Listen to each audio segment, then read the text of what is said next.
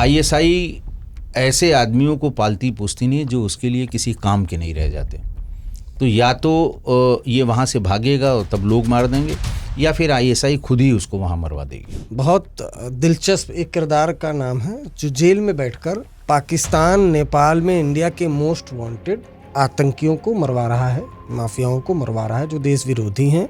बबलू श्रीवास्तव। हाफिज सईद के यहाँ जब हमला हुआ बम से, तब उनके होम मिनिस्टर ने ये कहा था कि साहब ये रॉ का काम है और उसमें जो उसका रॉ का जो ऑपरेटिव हुए वो बबलू श्रीवास्तव। शुरुआत हुई हाजी मस्तान से। हाजी मस्तान हुए, करीम लाला हुए, वरदराजन मुदलियार हुए, ये सभी साउथ इंडियन थे। पूरा सिस्टम बना रखा था, होटेलियर्स से पैसा लेना, कंस्ट्रक्शन साइट्स पे पैसा लेना, बाहर जितने हुआ करते थे इनसे हफ्ते की वसूली। शिवसेना ने, बाला साहब ठाकरे ने एक नारा दिया, लुंगी उठाओ पुंगी बजाओ। दाऊद भी था, छोटा शकील भी था, छोटा राजन भी था। इसी बीच में टीवी पर खबर आने लगी, ब्लास्ट हुआ, फला फला जावेरी बाजार में हुआ, यहाँ हुआ, इतने लोग मारे गए। वही समय था जब अंडरवर्ल्ड का हिंदू मुस्लिम ध्रुवीकरण हुआ और पूरा अंडरवर्ल्ड दो फाड़ में बट गया। किताब में जी गौतम अडानी की किडनैपिंग का जिक्र है। रास्ते में उन्होंने अपना बातचीत करनी शुरू की तो पिस्टल लगा दिया उनको, नीचे देखो ऊपर न देखना और ले गए एक फ्लैट में। उसमें नए नए फेस उसमें आने लगे। नया फेस कौन आया? हाँ, अब नया फेस जो आया वो लॉरेंस बिश्नोई आया। दाऊद का जो था, उसका जो नेटवर्क था पैसे वसूली का, वो केवल जो बेटिंग का पैसा था दुबई के थ्रू तमाम देशों से आता था उस तक हाथ डालता था। लेकिन लॉरेंस बिश्नोई का तो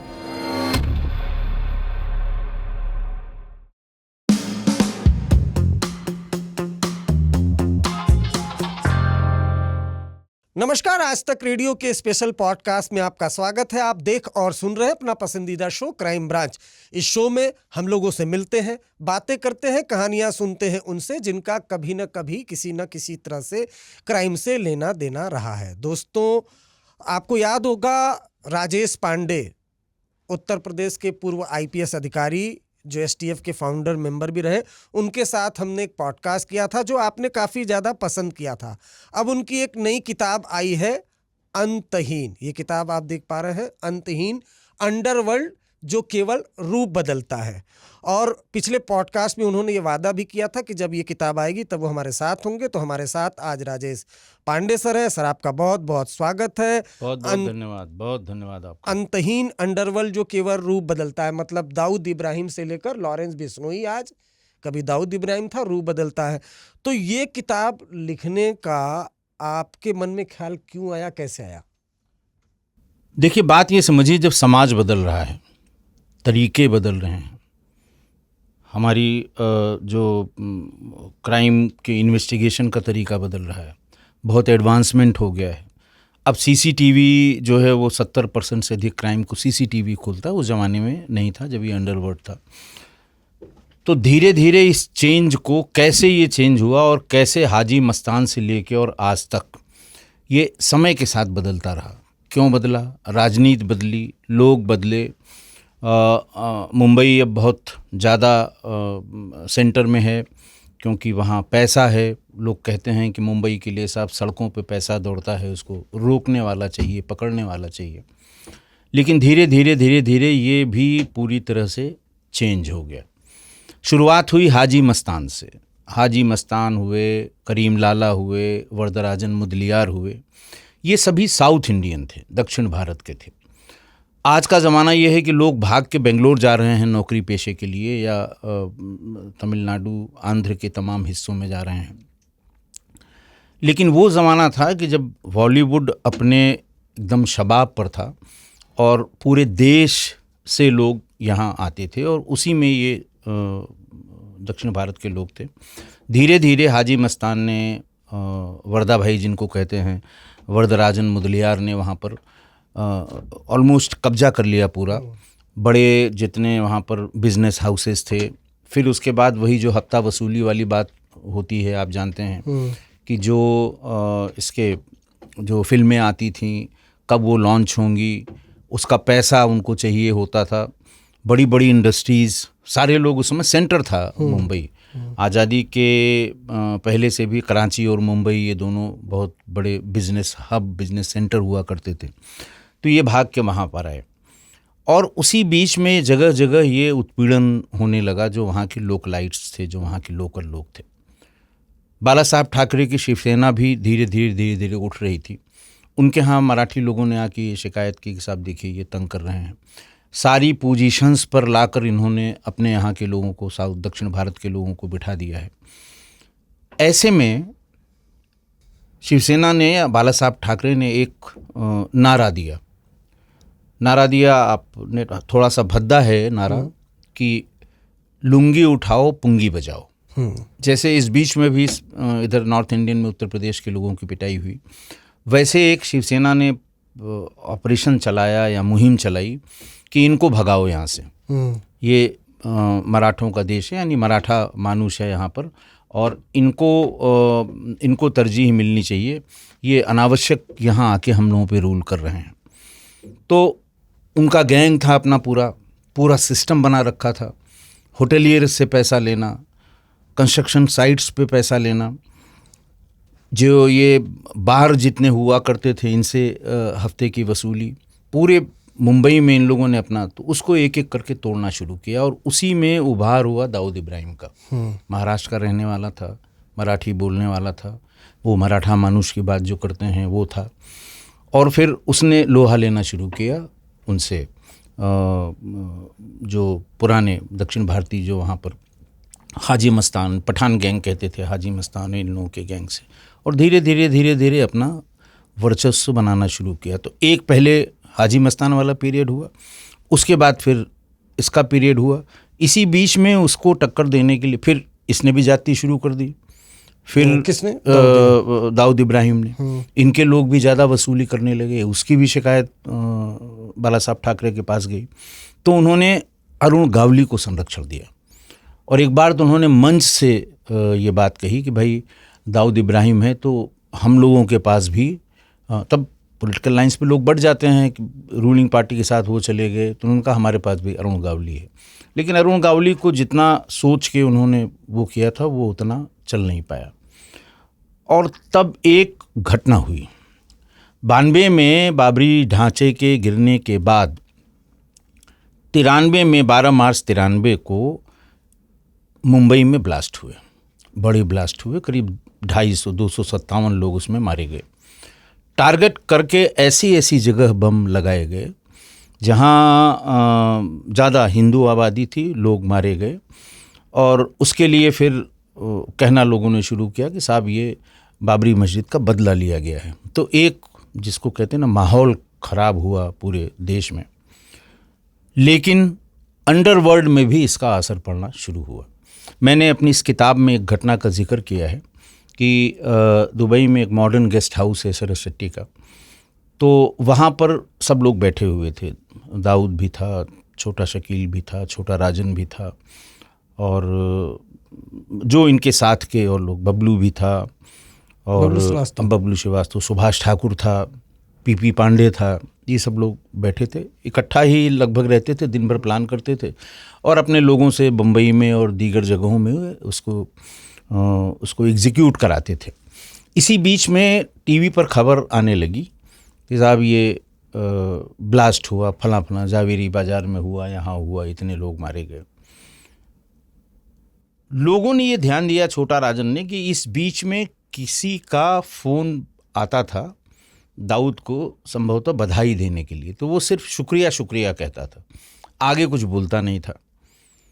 तो छोटा राजन सुनते सुनते बोल गया। उसने कहा कि भाई ये बताओ, न तो आज तुम्हारी मैरिज एनिवर्सरी है, न तुम्हारी बर्थडे है, न तुम्हारी पत्नी की, नाम लेके कहा, न बच्चों की किसी के, ये किस बात की बधाई मिल रही है तुमको? अरे उन्होंने कहा कोई ऐसी बात नहीं हुई, एक डील फाइनल हुई है। उसने फिर कहा ऐसी कौन सी डील हुई जो मुझे जानकारी नहीं है? अरे उसने कहा मैं बताऊँगा बाद में, कह के उसने बात टाल दी। लेकिन इनके दिमाग में ये बात लग गई कि हो न हो ये ब्लास्ट में इनका कहीं न कहीं से हाथ है। अगले दिन फिर बैठे, फिर पूछा इन्होंने के ब्लास्ट में। तब तक टीवी पे चलने लगा कि सूत्रों ने, जैसे आप जानते हैं दूरदर्शन ही था उस समय, प्राइवेट चैनल थे नहीं, कि सूत्रों ने ये बताया है कि साहब इसमें दाऊद इब्राहिम का हाथ है। तो फिर सब वहाँ एजिटेट हो गए, देखिए आपका नाम इसमें चलने लगा और किसकी साले की हिम्मत पड़ी, आप बताइए अभी इसको उठवा लेंगे। जैसे इन लोगों की भाषा होती है कि किसने ये चलाया, इस तरह की बात। तो उसने कहा नहीं भी आप शांत रहिए, भी आप ये सब करने की ज़रूरत नहीं, मेरा नहीं है ये टाइगर मेमन ने कराया है, ऐसा उसने उस समय इन लोगों को बताया। लेकिन इनके दिमाग में शंका हो गई। उसके कुछ दिन बाद ही पाकिस्तान इंटरनेशनल एयरलाइंस की एक फ़्लाइट आई जिसमें दाऊद, छोटा शकील और उनके साथ के, उसमें कोई भी नॉन मुस्लिम नहीं था। ये लोग वहाँ से निकले और पाकिस्तान चले गए। इस ग्रुप ने, छोटा राजन एंड कंपनी ने 4-5 दिन बड़ी कोशिश की कि ये गए कहाँ, कुछ पता नहीं लगा कहाँ गए। फिर धीरे धीरे ये बात कंफर्म हो गई कि लोग पाकिस्तान चले गए। बात करने की कोशिश की, इनकी बात नहीं हुई। लेकिन तब ये कंफर्म हो गए कि ये हो न हो इसमें दाऊद का हाथ है। ये भले टाइगर मेमन के लिए कह रहा है, और इस बीच में अखबार, टीवी सब ये कहने लगे कि सब इसमें दाऊद इब्राहिम का किया हुआ है, दूसरे किसी का नहीं किया हुआ है। फिर इन लोगों ने भी इस बीच में दुबई में भी लोगों को ये जानकारी होने लगी कि ये इनका हाथ है। इनको ये बताया गया, छोटा राजन एंड कंपनी को, कि साहब भारत सरकार दुबई की सरकार पे दबाव बना रही है कि इस ब्लास्ट के जो भी आरोपी हैं उनको वापस हमें दिया जाए।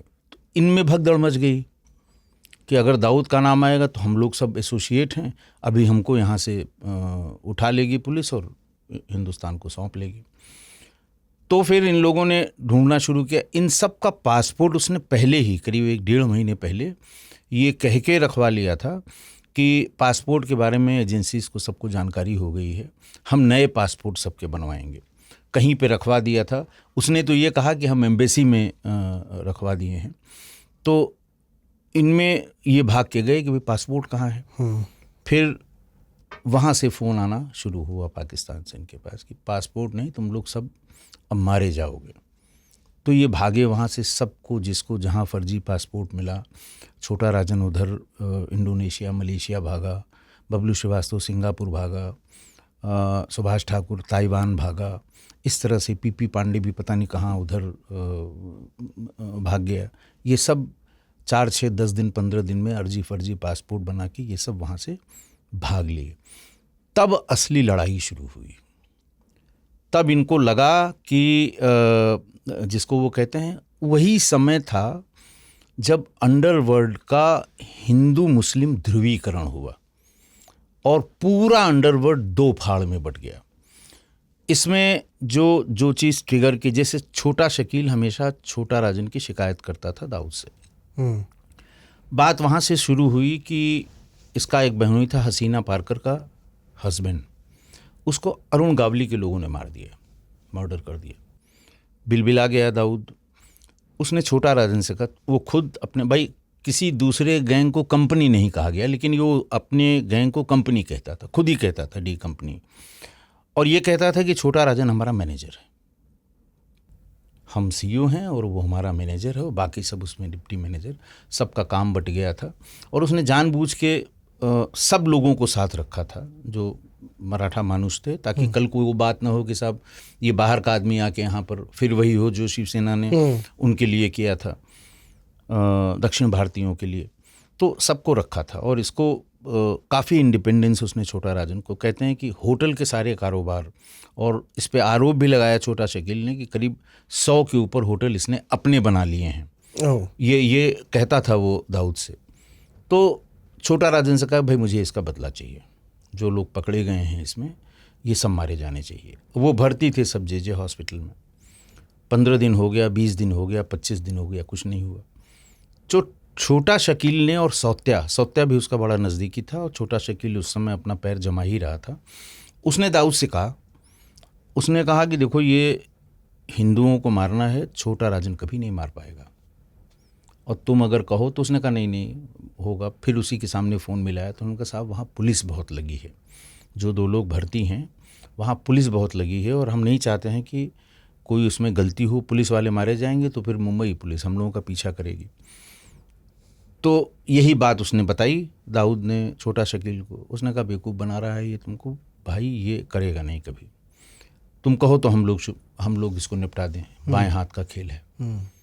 तो फिर उसमें जे हॉस्पिटल शूट आउट में ब्रिजेश सिंह, ये आपका छोटा शकील, सौत्या और सुभाष ठाकुर, ये सब लोग, इन लोगों ने प्लान करके एक दिन रात में धावा बोल दिया। पहली बात तो ये रैकी नहीं कर पाए कि जहाँ पर इन मुलजिमों के रहने की सूचना थी उसमें सिर्फ एक ही वहाँ मौजूद था, एक दूसरे वार्ड में शिफ्ट हो गया था, और उनकी सिक्योरिटी में एक सब इंस्पेक्टर और 4-6 सिपाही थे। इन्होंने जाते ही फायरिंग शुरू कर दी। पुलिस ने रिटेलिएट किया, 2 सिपाही मर गए, 1 मरीज मर गया और एक उनमें से वो मर गया। छोटा राजन को सूचना मिली, उन्होंने तुरंत दाऊद से कहा कि भाई ये इतनी जल्दबाजी क्यों की आपने, देखिए पुलिस मारी गई है, अब पुलिस हम लोगों के पीछे पड़ेगी। तो ये वहाँ से ये बीज जो उसके डाले गए, वो पार्कर की, जो उसका बहनोई था हसीना पार्कर का हस्बैंड, उसके मारे जाने से शुरू हुआ। और तब छोटा शकील ने ये कह के कि साहब ये कुछ नहीं करेगा, और फिर ब्लास्ट हुआ। ब्लास्ट में उन्होंने देखा कि साहब ये तो सब दाऊद का किया हुआ है, वो टाल रहा है उसके ऊपर टाइगर मेमन पे, लेकिन है सब इसी का। फिर वो पाकिस्तान चला गया। इसके बाद दाऊद ने ये किया कि जिन लोगों ने वहाँ अटैक किया था जे हॉस्पिटल में, 4-5 लोग थे वो सब छोटा राजन के ही आदमी, लेकिन ये कह के छोटा शकील ने उनसे काम कराया था कि हम तुमको अलग से वो करेंगे, छोटा राजन के चक्कर में मत पड़ो। तो ये सब वहाँ गए हुए थे। तो एक दिन उसने कहा कि भाई ये जिन लोगों ने वहाँ ये काम किया है, मैं बड़ा खुश हूँ उससे, और ऐसा करो उनको बुलाओ, हम एक पार्टी करेंगे। छोटा राजन ने मना कर दिया कि जाना मत वहाँ पे, नहीं तो ये फिर हमारे ऊपर ये बातें आ रही हैं। लेकिन वो नहीं माने। उसमें संजय रागड़ थे और 3-4-5 लोग थे। उनको वहाँ ले गया और छोटा शकील से कहा कि इनको नेपाल ले चलो, इनसे हम बड़ा काम कराएंगे। ये सब वहाँ नेपाल चले गए। मैंने इसमें किताब में उसका जिक्र किया है। तो वो नेपाल चले गए और नेपाल में सौत्या ने इन 4-5 लोगों को गोली मार दी और उसकी वीडियो रिकॉर्डिंग की। ये सब छोटा राजन के आदमी थे, बड़े स्ट्रॉन्ग सपोर्टर थे। संजय रागड़ और क्या क्या उनका नाम था, मैं भूल रहा हूँ। दिवाकर चूड़ी था, संजय रागड़ था और अमर जुक्कर, ये 3 तो उनके बहुत ही स्टॉन्च अपने लड़के थे। और ये भी मारे गए, साथ में 2 आदमी और मारे गए। नेपाल के अखबारों में बड़ा हल्ला हुआ और AK-47 से मारा था। रिकॉर्ड किया। रिकॉर्ड कराने के बाद छोटा शकील से कहा कि ये वीडियो छोटा राजन के पास भिजवा दो। 4-6-10 दिन में, उस समय तो वो कैसेट चलते थे, मोबाइल फ़ोन थे नहीं, तो कैसेट छोटा राजन के पास भिजवाया गया। पूरे लोग इकट्ठा हुए, देखा उन्होंने कि ये तो दाऊद ने मरवा दिया। आवाज़ पहचान ली, सौत्या की आवाज़ थी। तो वो दुश्मनी और जिसको वो कहते हैं कि और गंभीर हो गई दुश्मनी। तब एक दूसरे के आदमी इन लोगों ने मारने काटने शुरू कर दिए। फिर एक तो खुद मरवाते थे, फिर छोटा राजन ने कहा कि जितने लोग ब्लास्ट में थे मैं सबको मारूंगा, जितने भी उसमें पुलिस की रिपोर्ट में बाकी सब में आ रहा है, और एक एक करके उसने मरवाना शुरू कर दिया। और तब दाऊद ने अपना इस्तेमाल करके इनके आदमियों को मरवाना शुरू किया। उसी समय, एग्जैक्टली उसी समय 95 में वहाँ बीजेपी शिवसेना की सरकार आ गई। तो जितने ये सब इंस्पेक्टर उस समय के थे, 83 बैच के थे, आंग्रे थे, सचिन वाजे थे, विजय सालस्कर थे, प्रदीप शर्मा थे, ये सब 83 बैच के सब इंस्पेक्टर थे। और पहले चूंकि सरकार ऐसी थी कि वो छोटा राजन के लोगों को मार रहे थे, जैसे ही सरकार बदली वैसे इन्होंने भी अपनी रातों रात निष्ठा बदल ली और फिर ढूंढ ढूंढ के दाऊद के आदमियों को मारना शुरू किया। और तब एक एक पर 100 एनकाउंटर, एक एक आदमी ने 100 एनकाउंटर। वो तभी से ये एनकाउंटर स्पेशलिस्ट शब्द ईजाद हुआ कि ये प्रदीप शर्मा, दया नायक, सालास्कर, सचिन बाजे, आंद्रे और प्रफुल्ल भोसले, ये इन सब का नाम फिर ये हुआ कि साहब इतने। तो ये मारकाट शुरू हो गई। इसी में एक घटना और हुई बड़ी ये हुई कि गुलशन कुमार की हत्या हो गई मुंबई में। हल्ला हुआ कि अबू सलेम ने मरवा दिया नदीम श्रवण के चक्कर में, कि नदीम का कोई एल्बम पहले तो वो करने को तैयार नहीं हुए गुलशन कुमार, कर दिया इधर उधर से इन्होंने फ़ोन कराया तो उन्होंने कंपोज कर दिया, बना दिया, रिलीज़ कर दिया। लेकिन नदीम का ये कहना था कि जितना उसका जितना एडवर्टीज़मेंट करना था, जितना उसको बढ़ाना था, वो गुलशन कुमार ने नहीं किया। हमारा पैसा भी खर्च हुआ, उनसे कहिए कि हमें 2 करोड़ या 1.5 करोड़ रुपए दिलवा दें। और नदीम से संपर्क किया अबू सलेम ने और फिर 3-4 लोगों ने मार दिया। अच्छा, उस समय वो भजन और इन सब के लिए अनुराधा पोरवाल और गुलशन कुमार बड़ा मतलब टी सीरीज़ का बड़ा नाम था उस समय। फिल्मों के अलावा ज़्यादातर भजन के संगीत और ये सब उनके यहाँ कैसेट्स उसके आते थे। और उससे जो हिंदूवादी संगठन थे वो बहुत ज़्यादा जुड़े हुए थे। तो जब उसको मरवा दिया तो इन लोगों को लगा, छोटा राजन एंड कंपनी को, बबलू श्रीवास्तव को खासकर, कि इसने जानबूझ के इसको मरवाया है हम लोगों को। और फंडिंग भी वो लोग करते थे, टी सीरीज़ वाले, बाकी लोगों को। तो हम लोगों पर ये बड़ी चोट है। खैर, पुलिस ने उसमें कौन मर्चेंट और क्या क्या 3-4 लोगों को उनमें प्रकाश में ले आए और उनके खिलाफ शुरू किया, इन्वेस्टिगेशन शुरू हुई। जैसे उसमें ये कहा गया था कि ये बहुत पूजा हो गई, ऊपर जाके पूजा करना। फिर उसमें एक और आता है कि जब पहली गोली पड़ी तो वो सामने 2 मकान थे, उसमें दरवाज़ा खटखटाया, किसी ने मदद नहीं की। फिर इन लोगों ने पीछा करके बहुत गोलियां उसे मारी, गुलशन कुमार को। इस बीच में सब लोगों ने फिर बैठ के टेलीफोन पे संपर्क किया कि भाई ये किसने किया है, ये पता करो। पुलिस जो कर रही है वो कर रही है, किसने किया। तो उसमें नाम आया विक्की वाही का। विक्की वाही लखनऊ का रहने वाला था और मूल रूप से वो बबलू श्रीवास्तव का आदमी था। बबलू अपने साथ जब मुंबई ले गया तो वो अब चूँकि अबू सलेम जैसे ना उसका बॉलीवुड में बड़ा दबदबा था, खुद भी हीरो जैसा अपने आप को प्रोजेक्ट करता था, तमाम बॉलीवुड की हीरोइन के साथ घूमता था। तो विक्रम वाही ने उसका साथ पकड़ लिया। तो ये कहा गया कि इसको बुलवाओ और इससे पूछी जाए पूरी बात और इसको हम लोग मारेंगे। ठीक है, पुलिस जो कर रही है, जिसको पकड़ रही है, उससे हमसे कोई मतलब नहीं। लेकिन जब ये तय हो गया कि विक्रम वाही ने गोली मारी थी तो उसको बुलवाया जाए। ये काम दिया गया मिर्ज़ा दिलशाद बेग को, जो दाऊद का भी आदमी था और इन लोगों का भी बहुत आदमी था। मेंबर पार्लियामेंट था उस समय नेपाल में, और सारे ही उसके यहाँ इकट्ठा होते थे। और बबलू से उसकी बड़ी अच्छी रब्त जब्त थी। तो ये कहा गया कि साहब उसको बुलवाओ कैसे भी करके। पहले तो उसके कहने पे आने को राजी नहीं हुआ। ये भी बहुत दिन तक इसने जब फरारी काटी थी तो मिर्ज़ा दिलशाद बेग ने ही उसको रुकवाया था, विक्रम वाही को। फिर घेर घार के उसको बुलवा के उससे पूरी बात पूछी, उसका पूरी रिकॉर्डिंग की। बबलू ने कहा कि इसे हमको आप दे दीजिए, हम इसे मारेंगे। मिर्ज़ा दिलशाद बेग राजी नहीं हुआ। उसने कहा इसके पास बहुत ढेर सारे हम लोगों के ऑपरेशंस की जानकारी है, अगर ये पुलिस के हत्थे चढ़ गया तो फिर हम लोगों की ज़्यादा परेशानी होगी। हम देंगे तुमको लेकिन मार देंगे। बॉर्डर तक, ये सनौली बॉर्डर तक ले आए और फिर उसके बाद उसे गोली मार दी। और फिर बबलू के आदमियों से कहा अब इसे ले जाओ। उनके आदमी ले आए, उसके शरीर के 4 टुकड़े किए 2 टुकड़े नेपाल में और 2 यहाँ पर, और सिर का हिस्सा उसके केले के पत्ते में बांध के उस पर रक्षा सूत्र बांध दिया, ये दिखाने के लिए कि तुम लोगों ने इसको मार के गलत किया है, हम सब एक हैं, हम सब एक साथ हैं, हम देखते हैं। तो वो भी बड़ा भारी टर्निंग। उसके बाद से फिर इन लोगों ने कभी, मतलब उस घटना के बाद से इन लोगों की जो आपस में बातचीत कुछ लोग करा रहे थे कि भाई एक रह के चलो, नहीं टूट जाओगे, फलाना होगा। भाई जो ऊपर बाकी जगहों होता है, अंडरवर्ल्ड में भी सब वही किस्सा है कि 2 लोग भिड़े हैं तो 4 लोग बैठ के उनकी आपस की बात करा दें कि भाई तुम ये देखो काहे लड़ रहे हो। लेकिन इस घटना के बाद से ये सारी संभावनाएं समाप्त हो गई और फिर ये एक दूसरे के खून के प्यासे हो गए। ये जो वो था। अच्छा, विक्रम वाही जब मारा गया था तो यूके बंसल साहब उस समय आईजी जोन गोरखपुर थे। ये पता लगा कि ये एक ही आदमी की बॉडी है तो सब इकट्ठा करा के उसकी फ़ोटोग्राफ भेजी गई थी। मैं उस समय सीओ हजरतगंज था।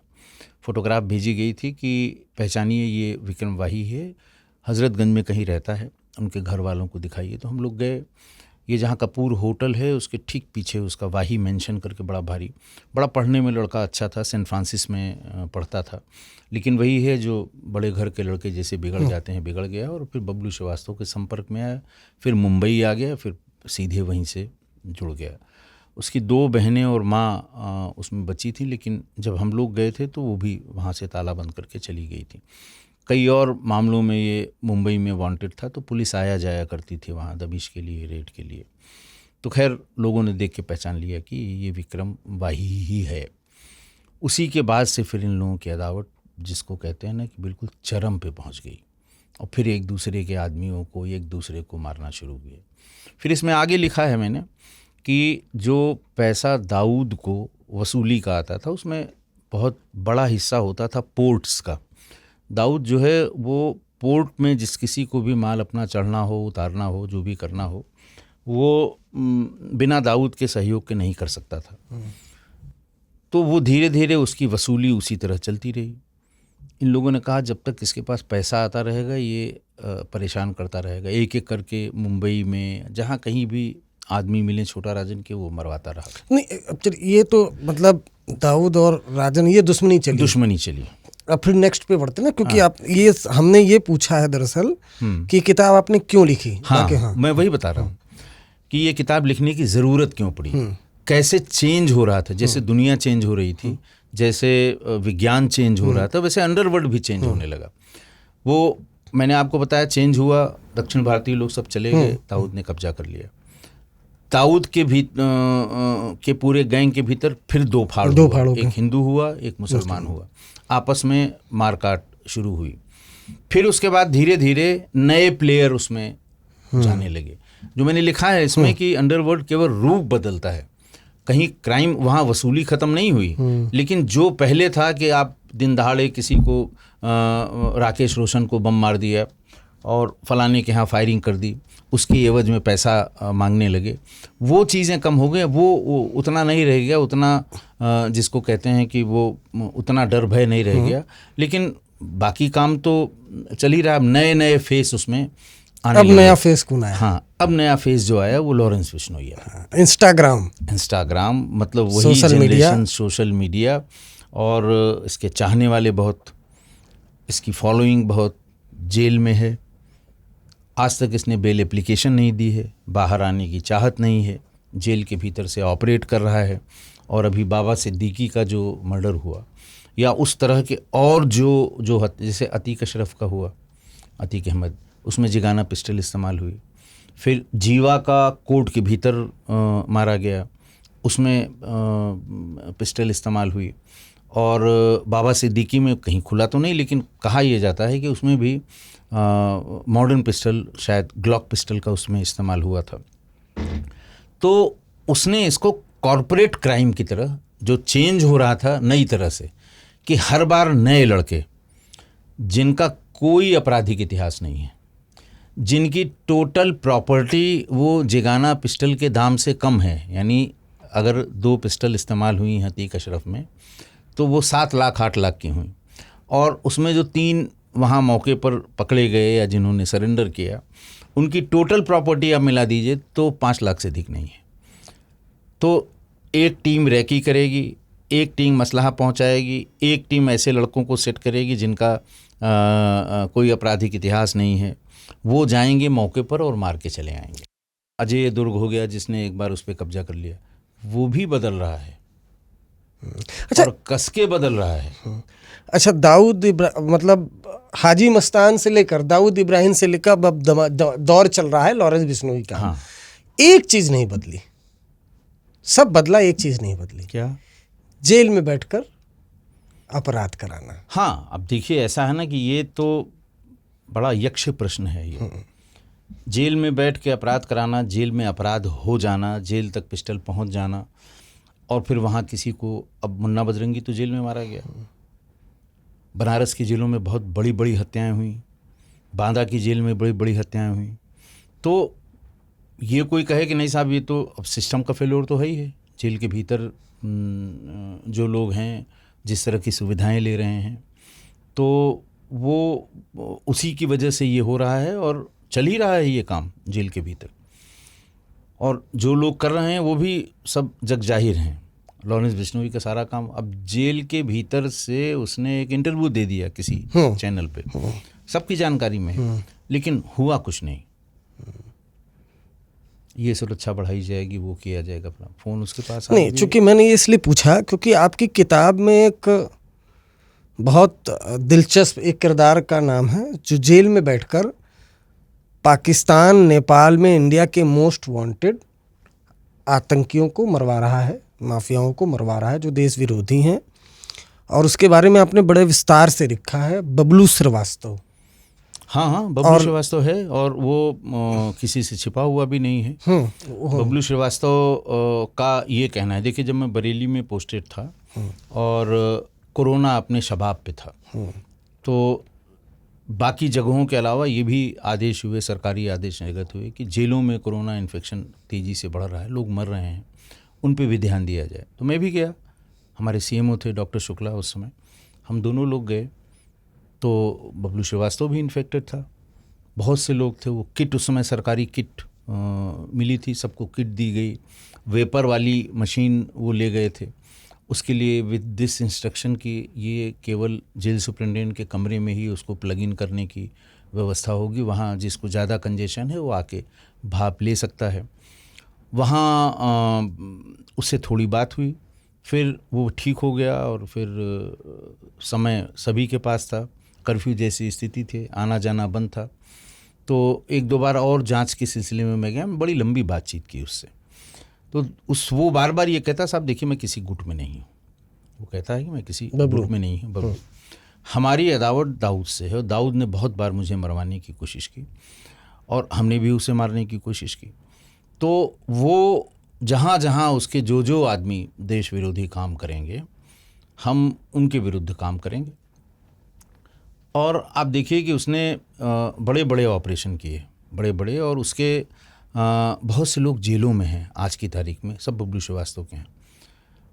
आईएसआई का जो पूरा नेटवर्क था नेपाल में, क्योंकि मुंबई ब्लास्ट के बाद जब पुलिस ने इनके नेटवर्क को तोड़ना शुरू किया तो फिर इनको लगा कि यहाँ से हमारे पैर लगभग उखड़ गए हैं, नेपाल को बेस बनाओ। नेपाल का जो बॉर्डर है वो पोरस बॉर्डर है, परफोरेटेड है, वहाँ से हम आदमी भी भेज सकते हैं, असलहा भी भेज सकते हैं, हमारा काम वहाँ चलता रहेगा। तो जितने आदमी वहाँ, और बहुत बड़े बड़े लोगों को, जो भी वहाँ सरकार में बैठे हुए लोग थे, आईएसआई ने उसको, दाऊद ने बताया कि ये आपके काम कहा, या आईएसआई ने उसको अपने पैनल पे लिया। जैसे फेक करेंसी नोट का सारा काम वहाँ करने लगा। फिर जेलों में जैसे यूनुस अंसारी है, सलीम मियां अंसारी एक मंत्री थे नेपाल के, उनका लड़का है यूनुस अंसारी, सबसे बड़ा ऑपरेटिव था FIC यानी फेक करेंसी नोट्स का। तो जेल भेज दिया गया, उस काठमांडू एयरपोर्ट के पास उसकी बहुत बड़ी कंसाइनमेंट नकली नोटों की पकड़ी गई थी। पुलिस पे दबाव हुआ, पुलिस ने उसको जेल भेज दिया। लेकिन जेल से भी वो फेक करेंसी नोट्स का कार्यक्रम हिंदुस्तान की इकोनॉमी को ख़राब करने के लिए, मैंने बताया है कि ये सॉफ्ट टेररिज्म है, वो सीधे गोली चलाने की बात नहीं, इकोनॉमी पे मार कर रहे थे। तो उसको जेल में मारने का प्लॉट किया इसने, और इसके इतने लोग वहाँ मौके पे पकड़े गए हैं। मैं आपको बताऊँ, सारे नाम तो नहीं याद है मुझे, लेकिन मैं ये बता सकता हूँ कि इसके कितने आदमी वहाँ के कार्यक्रम में बंद हैं, वहाँ जो इसने ऑपरेशंस किए हैं।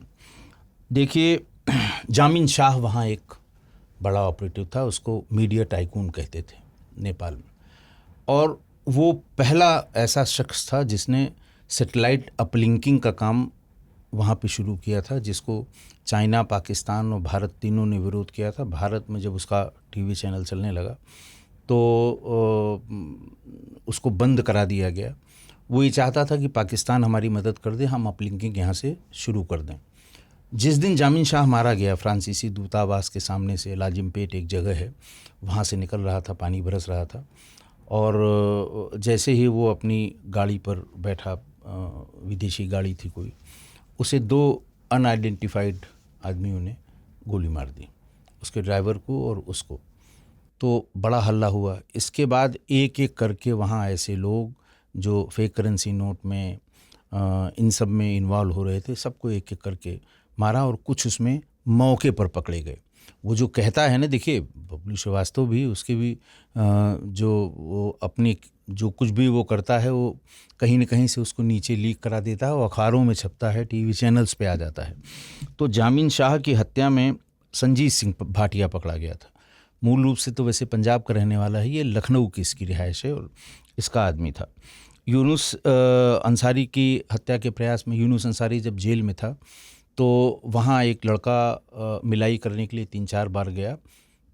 चार्ल्स शोभराज से मिलने की बात कह के वो जाता था और मिलता भी था। उस दिन वो गया तो उसने 3-4 बार जाने में ये देख लिया कि यहाँ जो हैंड हेल्ड मेटल डिटेक्टर से चेकिंग होती है बस वो कमर तक देखते हैं, कमर के नीचे वो नहीं जाते हैं। उसने घुटनों के नीचे एक बेल्ट में पिस्टल लगा ली, नहीं चेक हुई, भीतर पहुँच गया।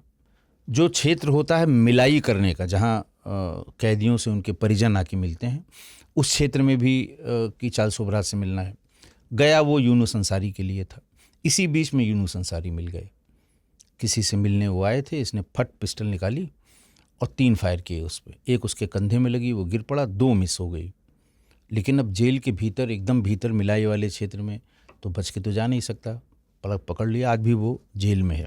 उसका नाम है जगजीत सिंह। एक और ऑपरेटर आफ्ताब अंसारी मारा गया।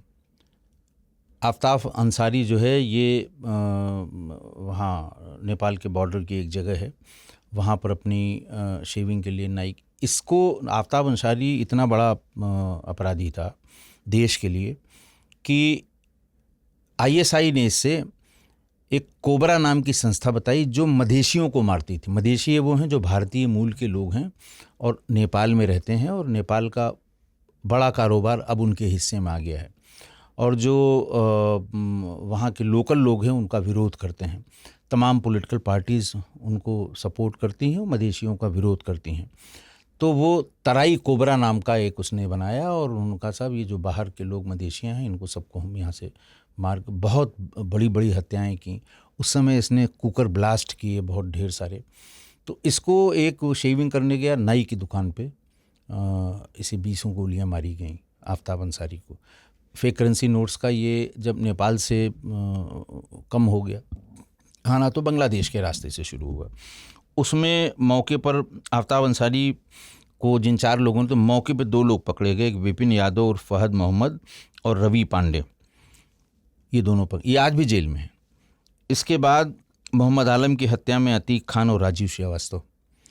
जब इतनी हत्याएं हुई और सब सरकारी मतलब ISI के बड़े एजेंट थे, सरकार के थ्रू दाऊद ने इन पे पैसा लगाया था, तो वहाँ सड़कों पर पब्लिक आ गई नेपाल में कि साहब ये पॉलिटिकल है, पॉलिटिकल लोग इसको, पॉलिटिकल पार्टी इसको मरवा रही है। तो वहाँ सुप्रीम कोर्ट के एक चीफ जस्टिस से Surendra Bhandari, honourable mister justice Bhandari, उनको न्यायिक जांच दी गई कि ये वहाँ से लेके वहाँ तक जितनी हत्याएं हुई हैं, ये पॉलिटिकल हत्याएं किसने कराई हैं, क्या कराई हैं, ये सब उनके जो टर्म्स ऑफ रेफरेंसेस है उसमें ये दिया गया। उन्होंने जांच की और इन सारे लोगों की जो बंद हुए थे, जिनका नाम मैंने आपको बताया, इनके सबके बयान हुए उसमें। और फिर बाद में 2-2.5 साल बाद 2012 में संभवतः ये जांच आयोग, न्यायिक आयोग वहाँ बनाया गया। उसके बाद फिर जब उसका रिज़ल्ट आया तो रिज़ल्ट में ये बताया गया कि साहब ये एक संगठित गिरोह है देश के बाहर का, ठीक है, और वो उन लोगों को मारा उसने जिनसे उनकी अदावट है और सेम तरह की अदावट है। देखिए वो अपने रेंज से बाहर नहीं गए, ना तो उन्होंने ISI का नाम लिया और ना बबलू श्रीवास्तव के गैंग का नाम लिया, लेकिन ये बताया कि साहब ये पॉलिटिकल किलिंग नहीं है, ये सेम टारगेट है और कोई गिरोह है। तो खैर तुरंत वहाँ लोगों ने बता दिया कि साहब ये जितने लोग पकड़े गए हैं ये सब बबलू श्रीवास्तव के हैं, जेलों में हैं और उसी ने किया है। फिर तभी से ये हुआ कि साहब ये क्यों ऐसा, तो दाऊद के आदमियों को हम मारेंगे, ऐसा बबलू हमेशा अखबारों में आप पुरानी कटिंग्स में आप देखेंगे तो ये हमेशा कहता रहा कि साहब ये देश विरोधी लोग हैं, इनको मारेंगे। तो ये है पूरा किस्सा इसका। पाकिस्तान में भी कुछ बबलू श्रीवास्तव ने, हाँ, पाकिस्तान में भी उसने मरवाए। वो क्लेम करता है कि हमने मरवाया, मैंने इस किताब में लिखा है। और एक हत्या में तो वहाँ पाकिस्तान के इंटीरियर मिनिस्टर ने बाकायदे लिस्ट जारी की, और उस लिस्ट में और इसमें ये कहा कि साहब ये जो है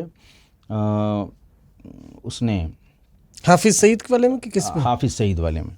हाफिज सईद के यहाँ जब हमला हुआ बम से और 4x4 मीटर का गड्ढा हो गया, एक सिपाही मारा गया, तब उनके होम मिनिस्टर ने ये कहा था कि साहब ये जो है रॉ का काम है। वो तो हर चीज़ में रॉ के लिए कहते हैं, हर चीज़ में रॉ के लिए कहते हैं कि साहब ये रॉ का काम है। और उसमें जो उसका रॉ का जो ऑपरेटिव है वो बबलू श्रीवास्तव, उसमें 6-7 लोगों को, नेट पे है, आप इसको देख लीजिएगा, उनका बाकायदा सरकारी बयान है। तो खैर सरकार से कोई मतलब नहीं था, सरकार इसका जब वहाँ से बयान आता है हमारे यहाँ से उसका विरोध किया है, तो सरकार से कोई मतलब नहीं है। ये अगर किसी की दुश्मनी है वो लोग वो जाने, उसका आप पता करिए। और वो डंके की चोट पे बबलू कहता है कि मैंने मरवाया है। एक एक करके, जो आपने देखा होगा जब पिछले पॉडकास्ट में मैं आया था तो धुरंधर फिल्म का जिक्र किया था आपने, कि उसमें वो अज्ञात, इस किताब की मनुस्क्रिप्ट मैंने 12 फरवरी को सबमिट की थी हिंद युग्म पब्लिकेशन को, और मार्च में शायद धुरंधर आई थी।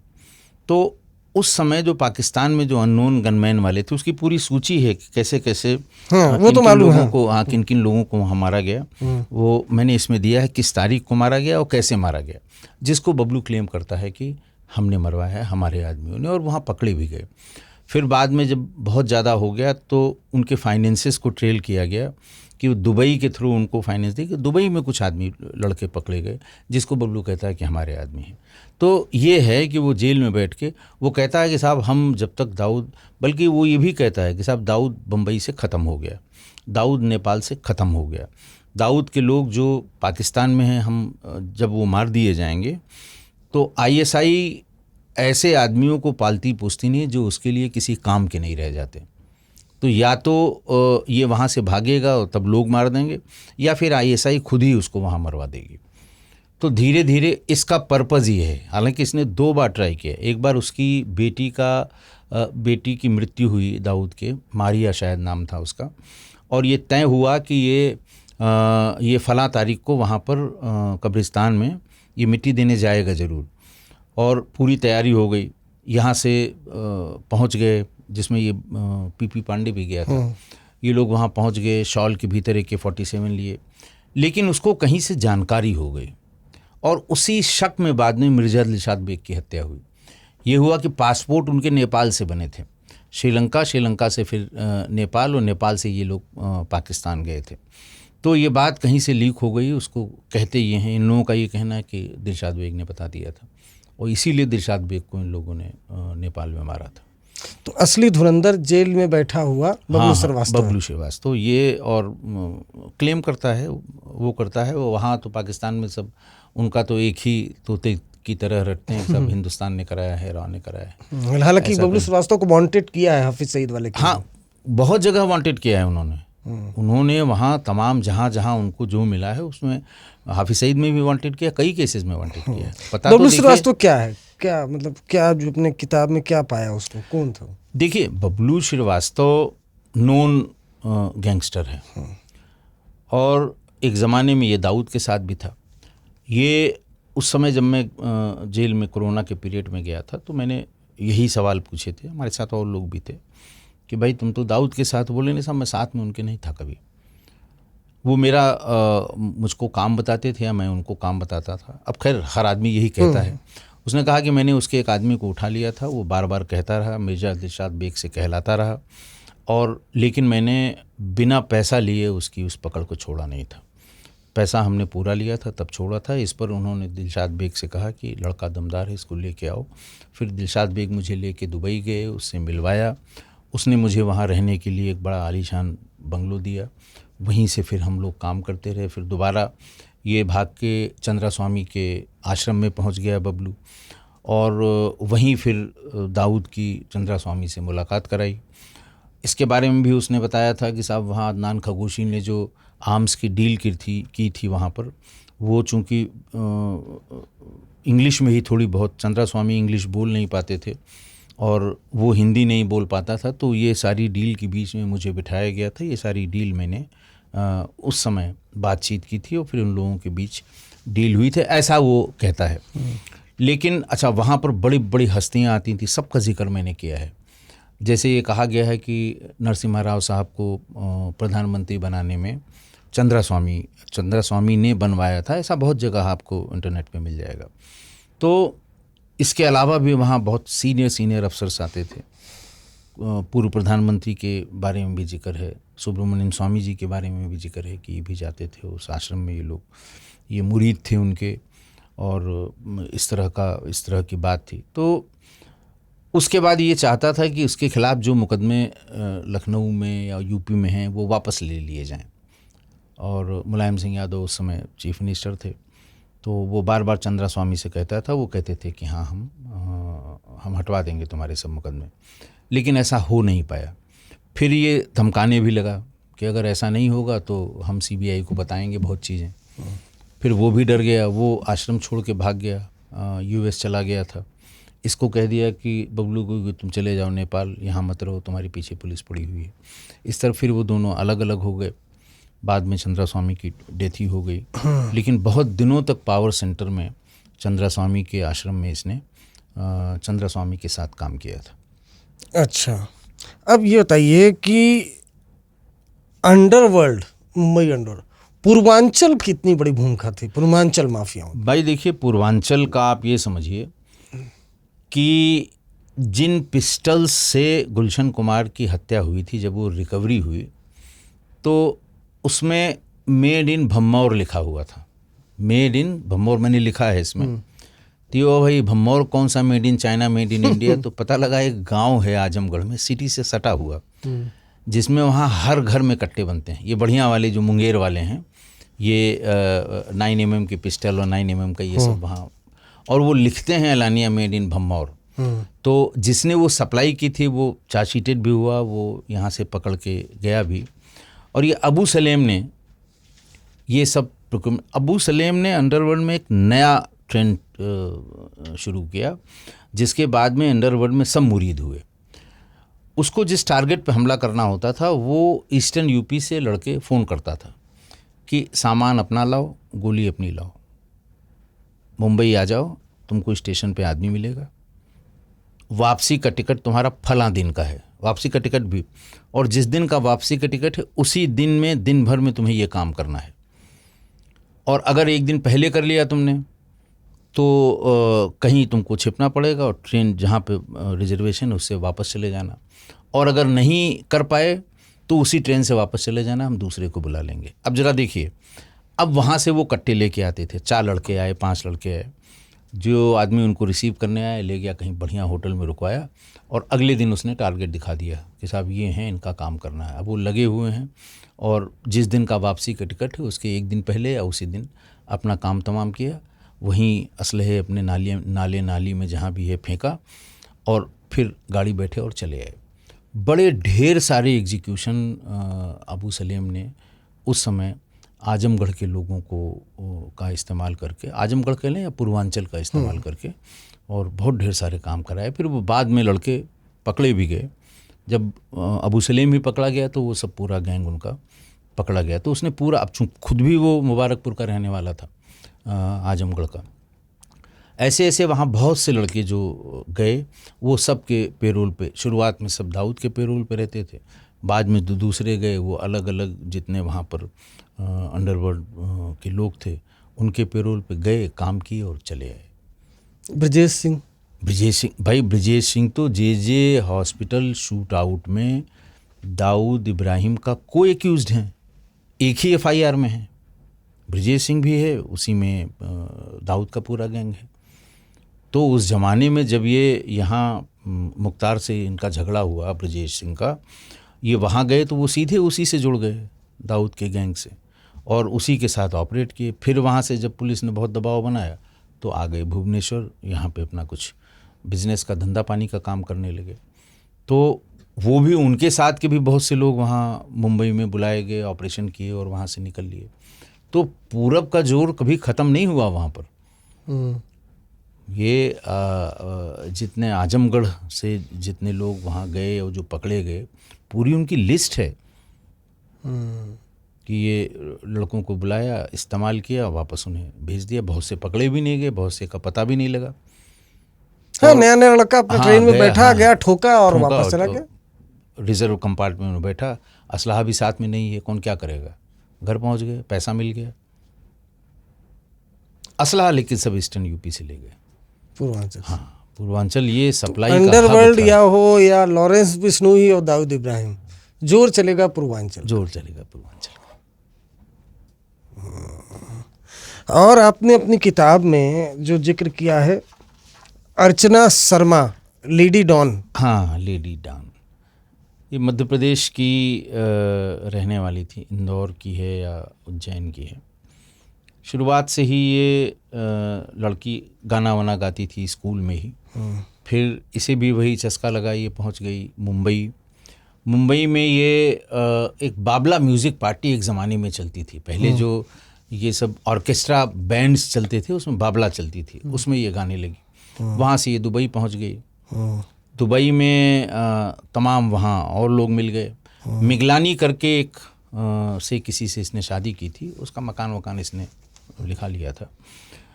बाद में इनका उसको पता लगा मिगलानी जो है वो शादीशुदा है। फिर इनका झगड़ा हुआ, मिगलानी ने कहा वो मकान वापस कर दो, उनका नहीं, हम नहीं करेंगे। तब फिर इसने संपर्क करना शुरू किया। वो शरद शेट्टी और जो उसके साथ दूसरा था इनका फाइनेंस देखता था सब, किसी होटल की म्यूज़िक पार्टी में उससे मुलाकात हो गई। उसने कहा हमारा काम करो, हम तुमको वो मकान दिलवा देंगे। बहुत कॉस्टली मकान था। तो उसने कहा क्या काम करना पड़ेगा? तो उन्होंने कहा ये भाई बताएंगे, बबलू श्रीवास्तव के लिए। बबलू श्रीवास्तव ने उसके बाद फिर इसने एक केवल रमानी की किडनैपिंग की, इसी ने वहाँ बात की, प्रोजेक्ट की। फिर इनकी बाबू भाई सिंघवी में वही लड़की थी। कलकत्ता में जो एसडी पुनवानी की किडनैपिंग का प्रयास हुआ था उसमें भी अर्चना शर्मा थी। ये उसको एक बेट की तरह इस्तेमाल करते थे कि ये पहले भेज दिया, अच्छा बोलती थी, देखने सुनने में ठीक ठाक थी, और बहुत अलग अलग नामों से इसने ऑपरेट किया। ज़्यादातर इसको किडनैपिंग में इस्तेमाल किया था इस बबलू गैंग में। फिर उसके बाद लास्ट इसकी जो रिकॉर्डिंग है या लास्ट इसकी प्रेजेंस है वो कलकत्ता ऑपरेशन में हुई थी, जिसमें बबलू श्रीवास्तव गैंग के 4 लोग मारे गए थे और 2 पकड़े गए थे। तो ये उसमें फिर उसके बाद इसका पता लगा नहीं। जब उसके ट्रायल में हम जाते थे कोर्ट में, मंजीत सिंह मंगे आता था, तो मंगे से पूछा भी, डायस पर जज साहब भी बैठे थे, तो हमने कहा भाई उसको हाजिर करा दो अर्चना शर्मा को, वही रह गई है, नहीं तो ये कोर्ट अननेसेसरी ये मुकदमा चलेगा, हमको बार बार आना पड़ेगा। तो उसने बताया कि साहब वो मार डाली गई है। मैंने इसमें उसका जिक्र किया है, किस कोर्ट में मुलाकात हुई थी हमारी, किस डेट में, सब लिखा है मैंने। तो उसने कहा कि साहब ऐसा है, मिर्ज़ा दिलशाद बेग के लोगों को ये पता लग गया था कि इसी ने लड़के सेट किए थे उनको मरवाने के लिए। तो जैसे ही वहाँ गई तो वहाँ उसने ड्रग कार्टेल से कोई संपर्क किया था, और जब पता लगा कि ये वही लड़की है तो उसको मार के वहाँ कहीं फेंक दिया। उसकी लाश भी बरामद नहीं हुई। हालांकि इसमें कुछ लोग कहते हैं कि नहीं साहब वो मुंबई में है। 17 रेड कॉर्नर नोटिस उसके हैं जो आज भी चल रहे हैं। अच्छा। हाँ, अर्चना शर्मा के खिलाफ। ये कभी मनीषा सिंह के नाम से है, अर्चना शर्मा के नाम से है, बबली के नाम से है, नीता सिंह के नाम से है, अलग अलग मुकदमों में अलग अलग नाम से 17 रेड कॉर्नर नोटिस आज भी चल रहे हैं, क्योंकि मौत कंफर्म नहीं हुई है, बॉडी मिली नहीं है। और हालांकि बहुत साल हो गए, अब तो इसी के बहुत साल हो गए। 98 में कलकत्ता का एनकाउंटर हुआ था, जब ये लास्ट बातचीत इसकी मंगे से हो रही थी। उसी के बाद दोनों तरफ से गोलियां चली थी, उनके 4 आदमी मारे गए थे बबलू के। मंगे और सत्ते ये जिंदा बच गए थे। फिर मंगे वहाँ से भाग भी गया था कलकत्ता जेल से, बाद में 2 साल बाद चंडीगढ़ में पकड़ा गया था, और उसके बाद से फिर अर्चना शर्मा का पता नहीं लगा। तो ये अर्चना शर्मा का ये जो नेपाल में जो दाऊद इब्राहिम और ISI का एजेंट था मिर्ज़ा दिलशाद बेग के ही लोगों ने, ऐसा मंगे ने बताया था। अर्चना शर्मा की उस मिर्ज़ा दिलशाद बेग के मर्डर में ऐसा हुआ ना, मिर्ज़ा दिलशाद बेग के मर्डर का जब प्लान हुआ तो इसको कहा गया कि वही इसको चूँकि उसकी तरह इस्तेमाल करते थे, तो इसको भेजा गया। और वहाँ पर बबलू ने बताया मिर्ज़ा दिलशाद बेग को कि एक लड़की वहाँ गई है, नॉनवेज बहुत अच्छा बनाती है और अपनी ही है समझ लीजिए। इसको बढ़िया फ्लैट दिलवाया गया। ये जाके मिली मेरे दिशात बेग से, धीरे धीरे धीरे धीरे जैसे जो इसका काम है ल्योर करने का, और फिर इसको बताया कि हम फलां डिश बहुत अच्छी बनाते हैं, मेरे घर आइए आप, मैं खुद बना के खुद खिलाऊंगी। और ये मंगे और फरीद तनाशा ये लोग नीचे एक पीसीओ में वहीं बैठे रहते थे। इसने सेट कर रखा था कि जब वो आएगा बैठेगा खाना खाने के लिए तो हम खिड़की से बालकनी से इशारा कर देंगे, आ जाना, सीढ़ी से घेर के ही मार लेंगे। तो गया भी वो बैठा, लेकिन उसको या तो शक हो गया या उसने कहा कि अरे बहुत ज़रूरी काम छूट गया है और मैं जा रहा हूँ, मैं किसी और दिन आऊँगा। उसने कहा नहीं तैयार हो गया, मैं लगा रही हूँ, लेकिन वो नहीं माना। फिर वो जैसे ही वहाँ से उतरने को हुआ, इसने बालकनी में जाके इशारा कर दिया कि उतर रहा है। तो ये लोग सब पीछे लग गए। जैसे ही वो अपने गेट पर पहुँचा है, वैसे ही फरीद तनाशा ने और इसने मनजीत सिंह मांगे ने गोली मार दी है उसे। कई गोलियां मारी थी उसे। बड़ा हल्ला हुआ था, बहुत हल्ला हुआ था उस समय, चूँकि पॉलिटिकल फिगर था, लेकिन वो बिल्कुल गले तक नाक तक वो डूबा हुआ था इसी सब काम में, दाऊद के साथ और इनके साथ उनके साथ। तो वहाँ ये वैसे मारा गया था। और फिर उनके लोगों को ये बात पता लग गई कि ये एक लड़की यहाँ जो रहती थी, पता करते करते उन्होंने पता भी कर लिया। तो कहा यह जाता है कि कलकत्ता में जब ये ऑपरेशन फेल हो गया, 4 लोग मारे गए, तो ये भाग के नेपाल चली गई थी और फिर वहाँ इसने कोई काम वाम तलाशा होगा। और लेकिन तब तक ये पता लग गया कि ये मिर्ज़ा दिलशाद बेग की हत्या में थी, ये इसी ने मुखबिरी की थी और फिर उसे मार के फेंक दिया गया, ऐसा कहा जाता है। ऐसा मंगे ने स्वयं उस भरी अदालत में बीच में बताया था। किताब में जी गौतम अडानी की किडनैपिंग का जिक्र है। कैसे हुई थी किडनैपिंग? ये तो बहुत बड़े मैंने भाई, ऐसा है ना कि 1 जनवरी 98 को गौतम अडानी की किडनैपिंग का सिलसिला शुरू कैसे हुआ। मैंने आपको बताया कि ये इन लोगों ने, छोटा राजन, सुभाष ठाकुर, बबलू श्रीवास्तव, इन सब लोगों ने मिलकर कहा कि भाई पैसा तो इसका बंद ही नहीं हो रहा है, हर आदमी पैसा इसको दे रहा है। किसको? दाऊद को। और जब तक ये पैसा इसका बंद नहीं करेंगे, हम इसका आय का स्रोत नहीं बंद करेंगे, हम मारे जाएंगे। रोज़ हमारे आदमियों को मार रहा है ये। तो चूँकि पैसा वैसा इकट्ठा करने का काम तो यही सब लोग करते थे, छोटा राजन की लड़के करते थे, बबलू श्रीवास्तव के लड़के करते थे, सुभाष ठाकुर के। जब गैंग एक ही था तो यही लोग, इनको पता था कौन कौन पैसा देता है। तो गौतम अडानी को फ़ोन किया, फजलुर रहमान ने किया और बबलू ने किया कि फ़लाँ आदमी तुम्हारा पैसा लेके गया था इस महीने का, और अब उससे दाऊद यहाँ से भाग गया है, दुश्मनों के खेमे में चला गया है और उसको पैसा देना बंद करिए आप। तो उन्होंने कहा हाँ बंद कर देंगे, जैसे व्यापारी कहता है कि हाँ बंद कर देंगे। और गौतम अडानी को उस समय कोई बहुत जानता भी नहीं था, मतलब वहाँ गुजरात में ठीक है बड़ा आदमी था या बड़े व्यापारी थे, लेकिन कोई जानता नहीं था। अगले महीने फिर पैसा दिया गया, फिर फ़ोन किया कि तुमको मना किया गया था, लेकिन फला आदमी तुम्हारा फिर पैसा लेके गया था। ये नहीं माने। 1 तारीख को इनके ऑफिस में इनकम टैक्स का सब वो आई कार्ड लेके 4-6 आदमी घुस गए, फजलुर रहमान भी था उसमें। गौतम अडानी थे नहीं वहाँ पर। इन्होंने बताया कि हम इनकम टैक्स से आए हैं, कहाँ हैं वो। तो वहाँ ऑफिस में बताया गया कि कर्णावती क्लब गए हुए हैं। उनका ठीक है, उनको बता दीजिए कि कल ऑफिस में आके मिलें, सब हिसाब किताब लेके अपना वहीं पहुँचें, अपने सीईओ को ले लें, वहीं ऑफिस में आए। उसके बाद ये लोग वहाँ से कर्णावती क्लब गए। तो इन्होंने अंदाज़ लगा लिया कि फ़ोन से उसको जानकारी हो गई होगी कि इनकम टैक्स वाले आए हैं, तो अभी तुरंत भाग के ऑफिस आएगा, कागज़ पत्र दुरुस्त करेगा और ये रास्ते में मिल जाएगा। एग्जैक्टली यही हुआ। ये लोग जब क्लब की तरफ जा रहे थे तो वो उधर से आ रहा था, गाड़ी नंबर वंबर ये सब नोट, किस गाड़ी से गए हैं, कौन गया है, ड्राइवर कौन है। और इनके साथ एक आदमी और था, शांतिलाल पटेल। तो जैसे ही वो गाड़ी निकली, इन्होंने मोड़ा और उसको आगे इनकी गाड़ी के आगे ओवरटेक किया और जेब से वही इनकम टैक्स वाले आइडेंटिटी कार्ड वो लहराए। गाड़ी ने उन्होंने किनारे खड़ी कर दी। उन्होंने कहा भाई हम आपके ऑफिस गए थे, मुझे पता लगा आप यहाँ हैं और हम अब ये सब, और आप लोग चलिए, आपको हमारे डीआईजी साहब ने बुलाया है सीबीआई के। उन दोनों को अपनी गाड़ी में बिठा लिया। किसको? शांतिलाल पटेल को, गौतम अडानी को। रास्ते में उन्होंने अपना बातचीत करनी शुरू की तो पिस्टल लगा दिया उनका, नीचे देखो ऊपर न देखना और ले गए एक फ्लैट में, रख लिया वहीं पर। बात तय शुरू हुई 15 करोड़ से। तो उसने बता दिया कि नहीं 15, इतना तो माल मार्केट में ही नहीं, हम कहाँ से देंगे। 5 करोड़ रुपये तय हो गए। और दिन था बृहस्पतिवार का। तो उन्होंने कहा ये पैसा, बोले सब हमको बात करने दीजिए, 4-6 लोगों से बात करेंगे तभी, तो इतना कैश नहीं है कहीं पर। तो स्पीकर फ़ोन, मोबाइल आ गया था उस समय तक, स्पीकर फ़ोन पे किया गया। उनका चालाकी करोगे और पिस्टल लगा के लोग बैठे रहे। तो फिर उन्होंने कहा इसको हटा दीजिए, हम बात ही नहीं कर पाएंगे डर के मारे। तो खैर बातचीत की उसने गुजराती में, तो कुछ समझ में आया इन लोगों के, कुछ समझ में नहीं आया। तो बहरहाल 5 करोड़ उसने कहा था कर देंगे, 1.5 करोड़ इकट्ठा हुआ, 1.5 करोड़ या 2 करोड़ इकट्ठा हुआ शुक्रवार की शाम तक। तो उनका बाकी पैसा, तो उनका सब हमारा जो है बैंकॉक के बैंकों, वहाँ बैंक में है, बैंकॉक बैंक में है। एक किसी बैंक का और बताया सिंगापुर का कि इसमें है, लेकिन शनिवार और इतवार बंद रहेगा, पैसा आपको मंडे को ही मिलेगा।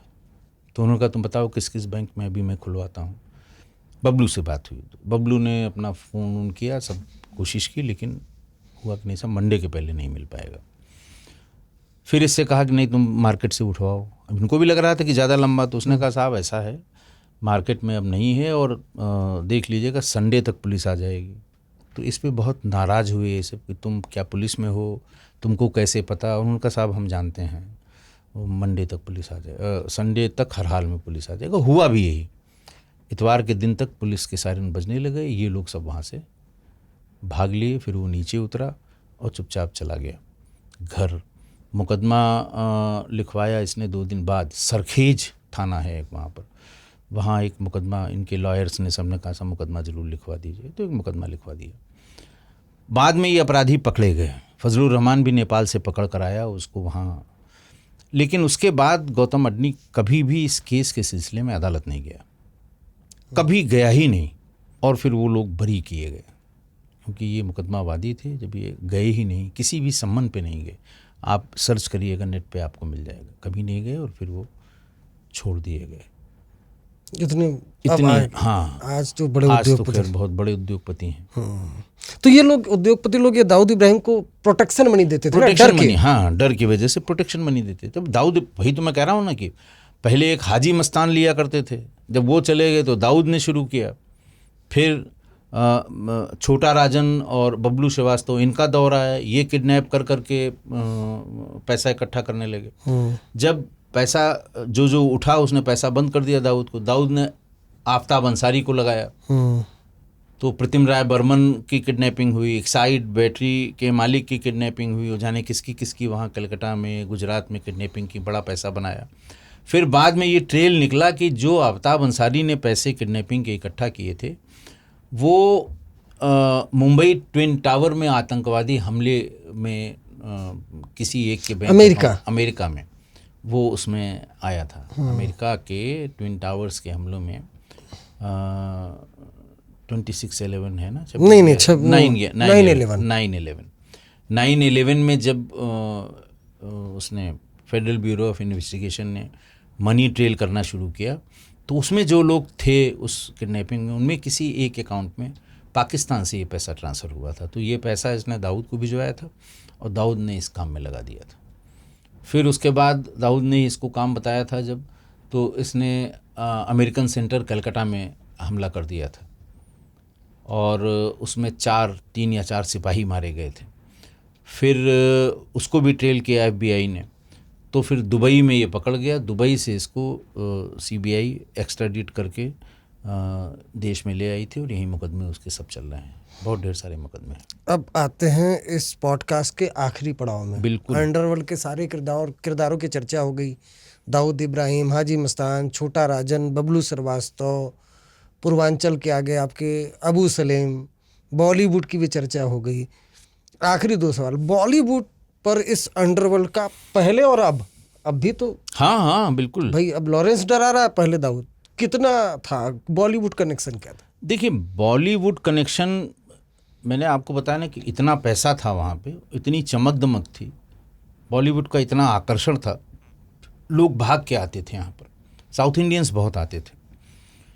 तो जब ये लोग थे हाजी मस्तान और करीम लाला और वरदराजन मुदलियार, तब भी ये पैसों के लेन देन का ही समझौता कराते थे। और पैसा वसूलते थे। उसके बाद फिर दाऊद का गैंग आया। इन्होंने तो बिल्कुल हर काम के लिए एक आदमी अलग निकाल दिया। फिल्मों से पैसा वसूलने का काम अबू सलेम को दिया गया। किसका कब रिलीज़ हो रही है, रिलीज़ होने के पहले पैसा वो जो है भाई को पहुंच जाना चाहिए। तो वो स्केल तो नहीं रह गया, अब वो स्केल नहीं है। अब अपेक्षाकृत बहुत शांति है, लेकिन वही मैं कह रहा हूँ कि बंद नहीं हो सकता, ये रूप ही बदल सकता है। तो है अभी भी। अब जैसे बाबा सिद्दीकी के बाद ये सर्वे सर्वा हो गए।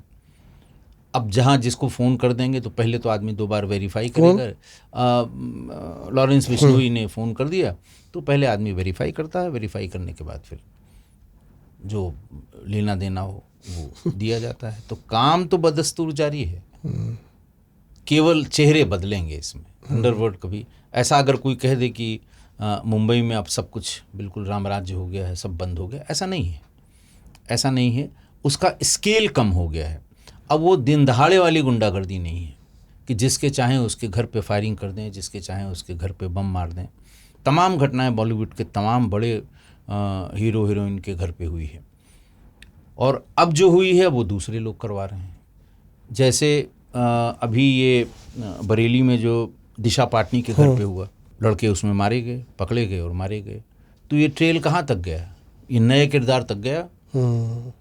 तो अभी वो स्केल, क्योंकि उसमें आदमी बहुत हो गए थे, बड़ा भारी एक्सपेंशन था दाऊद के गैंग का। और अभी जो लॉरेंस बिश्नोई का है, इसका उतना एक्सपेंशन। हाँ, वही पूछ रहा हूँ कि दाऊद इब्राहिम के कद के बराबर, क्योंकि नहीं तो चार्जशीट में लिख दिया कि दाऊद स्टाइल में लॉरेंस बिश्नोई अपना गैंग बना। हाँ भाई देखिए, वो बना रहा है, वो तो NIA या इन्वेस्टिगेटिंग एजेंसी जो कह रही है वो कह ही रही हैं, लेकिन वो ज़मीन पे दिखाई भी दे रहा है कि बना ये उसी तरह रहा है।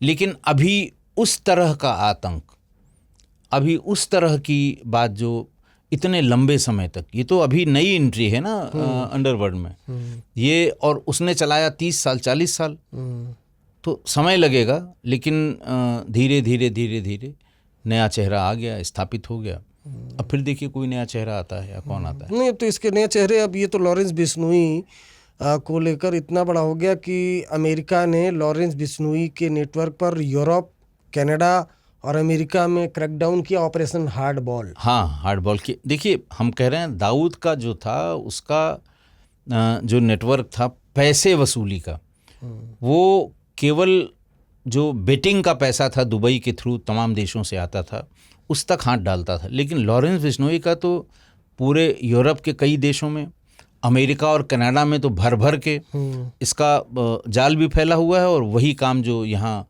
दाऊद पहले मुंबई में करता तो वहाँ कर रहा है। लेकिन बस एक है कि लॉरेंस बिश्नोई ये गैंग अभी उठा, लेकिन इनके बीच में दरार आनी शुरू हो गई। सब जगह यही हुआ। आखिर ये बताइए, दाऊद के गैंग में दरार ना आई होती तो काहे को इतना सब तमाशा होता, काहे नेस्तनाबूद हो गया, पूरा गैंग ही नेस्तनाबूद हो गया। सब पकड़ गए, उसके विरोधी भी जो इतने दिन तक लोहा लेते रहे, सब जेलों में हैं। 15 में ये छोटा राजन पकड़ गया, तिहाड़ में है। 95 में बबलू श्रीवास्तव पकड़ गया, PP पांडे पकड़ गया, वहाँ है उधम सिंह नगर की जेल में है। ऐसे ही सुभाष ठाकुर अभी फतेहगढ़ की जेल में है। सारे पकड़ गए, सब जेल में हैं, सब आजीवन कारावास में हैं, सब झेल रहे हैं। लेकिन ये है कि ये जेल में रहने के बावजूद इनके पास देशभक्त होने के अलावा कोई ऑप्शन तो है नहीं। तो ये एजेंसीज की मदद कर रहे हैं ताकि जेल में जो थोड़ी बहुत सुविधाएं हैं वो इनको मिल सकें। छोड़ा ओड़ा तो देखो किसी को नहीं जाएगा, क्योंकि अपराधी अपराधी होता है, छूटने के बाद भी काम करेगा, मानेगा नहीं। लेकिन ये है कि एजेंसीज या कोई भी लोकल पुलिस भी जब कभी कभी किसी बड़े मामले में फंसती है तो इन लोगों की से पूछा जाता है, ये इतने दिन तक उसी गैंग में रहे हैं, इनको सब घाई पाई का पता है, तो ये कुछ न कुछ सूचना अपना बता देते हैं ताकि एजेंसीज का और पुलिस का काम चल जाता है। बहुत बहुत शुक्रिया सर, बहुत धन्यवाद। बताया। अंडरवर्ल्ड अंतहीन ये किताब है राजेश पांडे सर की। हाजी मस्तान से शुरुआत होती है दाऊद इब्राहिम तक, उसके बाद छोटा राजन, बबलू श्रीवास्तव, और अब नया जो डॉन है वो है लॉरेंस बिश्नोई, जो इंस्टाग्राम से केवल जंतर मंतर पर क्रांति नहीं होती है, इंस्टाग्राम से लॉरेंस बिश्नोई गैंग जैसे लोग भी उभरते हैं और चमकते हैं। तो सोशल मीडिया का ये डॉन है लॉरेंस बिश्नोई। तो अंडरवर्ल्ड का दौर कभी ख़त्म नहीं होता, ये सिर्फ अपना रूप बदलता है। आपको ये पॉडकास्ट कैसा लगा? अपना फीडबैक और कमेंट ज़रूर करिएगा। शुक्रिया। बहुत बहुत धन्यवाद।